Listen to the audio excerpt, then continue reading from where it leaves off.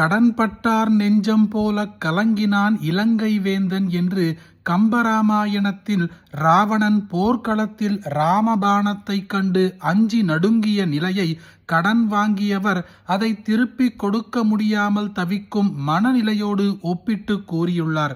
கடும் கடன் வாங்கியவர் மனதில் நிம்மதியின்றி எப்பொழுதும் அச்சத்தோடு இருப்பார்கள் என்பது இதன் அர்த்தம்.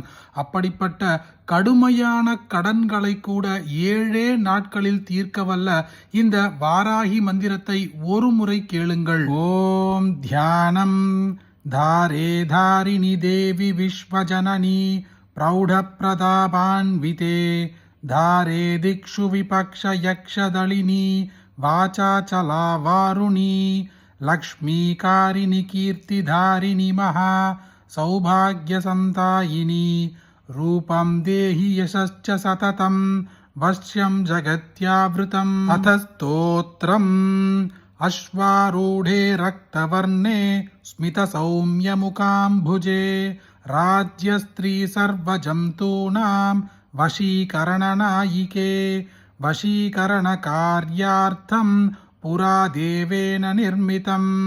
தஸ்மாத் வஷ்ய வாராஹி சர்வான் மே வசமானய.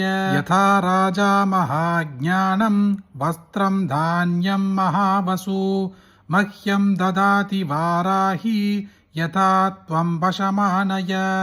அந்தர்பஹிஷ்ச மனசி व्यापारेषु शुभाषु च यथा मामेवं स्मरति तथा वश्यं वशं कुरु. चामरं दोलिकां छत्रं राजचिह्नादि यच्छति अभीष्टं सम्प्रतो राज्यं यथा देवि वशं कुरु.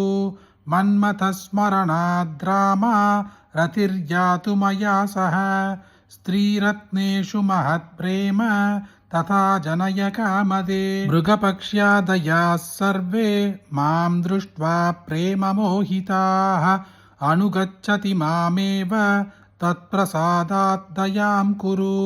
वशीकरणकार्यार्थं यत्र यत्र प्रयुञ्जति सम्मोहनार्थं वर्धित्वात् तत्कार्यं तत्र कर्षय. वशमस्तीति चैवात्र वश्यकार्येषु दृश्यते तथा मां गुरु वाराहि वश्यकार्यप्रदर्शय.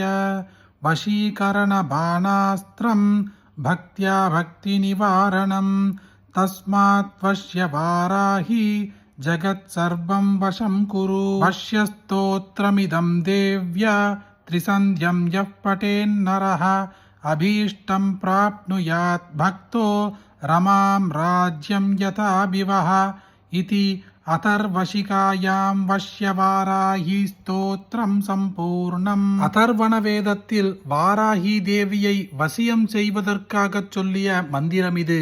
நீங்கள் ஒருவரிடத்தில் கடன் வாங்கி இருந்தாலும் அல்லது நீங்கள் மற்றவர்களுக்கு கடன் கொடுத்து அந்த பணம் திரும்ப வராமல் இருந்தாலும் சரி, இந்த வஷ்யவாராகி ஸ்தோத்திரத்தை இன்று தேய்பிறை பஞ்சமி தொடங்கி 7 நாட்கள் தினமும் ஒரு முறை சொல்லி வாருங்கள் அல்லது கேட்டால் கூட போதும்.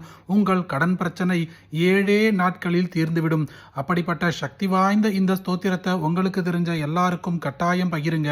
இந்த வீடியோவை லைக் பண்ணுங்க. நாளைக்கு மற்றொரு பதிவில் சந்திப்போம். ஹரிஹி ஓம் மகா பெரியவா போற்றி.